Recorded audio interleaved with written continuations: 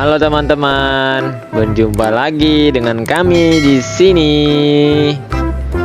Hari ini kita ngapain ya teman-teman? Wah, ternyata ada kado nih teman-teman. Kadonya cuma satu, biasanya dua. Wah, kita akan buka kadonya nih ya teman-teman.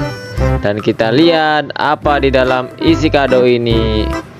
Wah, ternyata mobil truk sampah teman-teman. Yeay, kita dapat mainan baru, mobil sampah.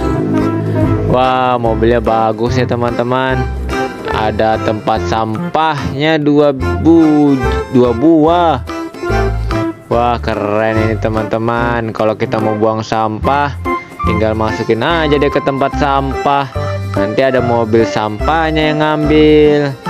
Jangan lupa ya teman-teman, jangan buang sampah sembarangan.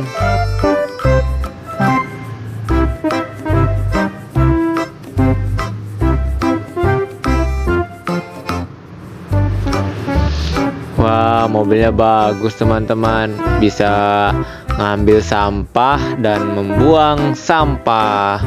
Nah, ini ada tempat sampahnya teman-teman.